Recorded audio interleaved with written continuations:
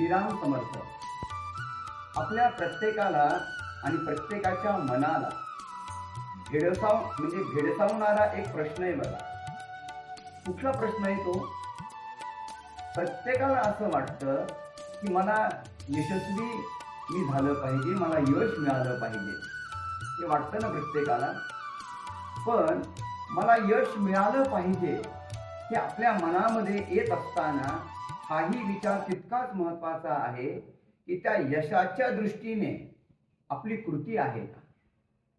माझी कृती नसेल तर मला यश मिळणार नाही.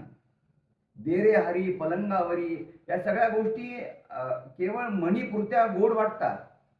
प्रॅक्टिकली त्या अस्तित्वात येणं कठीण आहे आणि ते होऊ शकत नाही. यश प्रत्येकाला हवंय, पण प्रत्येकाला यश हवं असताना त्यासाठी प्रयत्न हे तितकेच महत्वाचे आणि मोलाचे असतात. स्वप्न सगळे बघतात, बघत नाही अशातला भाग नाहीये, पण झोपेमध्ये स्वप्न पाहणं हा नैसर्गिक भाग झाला. उठल्यानंतर स्वप्न पाहणं आणि त्या स्वप्नाप्रमाणे कृती करणं हा वास्तविक भाग झाला. आपण झोपेत स्वप्न पाहतो तर आपण जागेपणी स्वप्न पाहून त्याप्रमाणे आपण आपली जीवनशैली ठरवतो, कृती करतो. हा विचार फार महत्वाचा आहे. त्यामुळं माझ्या जीवनामध्ये मला यश मिळालं पाहिजे.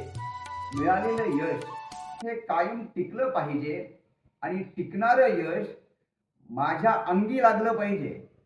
नाही तर काय होतं, झपाट्यानं यश ते शेअर मार्केटमध्ये नाही का, एखादा ग्राफ आता एकदम वाढला जातो आणि एकदम खाली येतो. आपल्याला तसं यश हवंय का की जे वाढलं वाढलं वाढलं आणि परत आपण मूळ पदावर यावं? असंही यश आपल्याला नकोय. मला यश मिळणारं टिकण्यासाठी 3 गोष्टी आपल्याला आपल्या जीवनामध्ये आणणं फार गरजेचं आहे. त्याचा विचार करणं गरजेचं आहे. आणि त्यासाठी पहिली गोष्ट सांगितली आहे, यशासाठी धीर असला पाहिजे. मला यश जे मिळवायचं आहे त्यासाठी माझ्या अंगामध्ये धीर असावा. दुसरी गोष्ट, मला संयम असावा. संयम फार गरजेचा आहे. संयम नसेल तर यश मिळत नाही, मिळालेलं यश टिकत नाही. लोकांमध्ये जर वावरायचं असेल तर डोक्यावर बर्फ आणि तोंडामध्ये खडीसाखर असावी. तसं आपला संयम फार असला पाहिजे. आणि तिसरी सर्वात महत्वाची गोष्ट, सतत आपले प्रयत्न चालू असावेत. सतत प्रयत्न, बिना प्रयत्न यश नाही. सतत प्रयत्न चालू असावेत. या 3 गोष्टी जर आपण करत राहिलो तर मला असं वाटतं यशही मिळतं, मिळालेलं यश टिकतं आणि टिकलेलं यश आपल्याला अंगी म्हणजे समाधान रूपानं आपल्याला ते अंगी पण लागतं. आणि यश न मिळण्याचं एक महत्वाचं कारण आहे. का यश मिळत नाही? आपण अर्धवट काम सोडतो. सोडतो की नाही?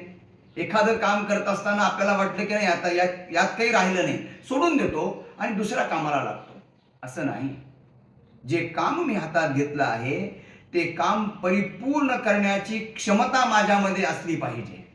ते अर्धवट सोडून देणं हा माझा पुरुषार्थ नाहीये. त्यामुळं मला यश मिळावं असं वाटत असेल तर या 3 गोष्टीचा विचार आपण अवश्य करावा. बघा आपल्या जीवनामध्ये किती फरक पडेल. नमस्कार.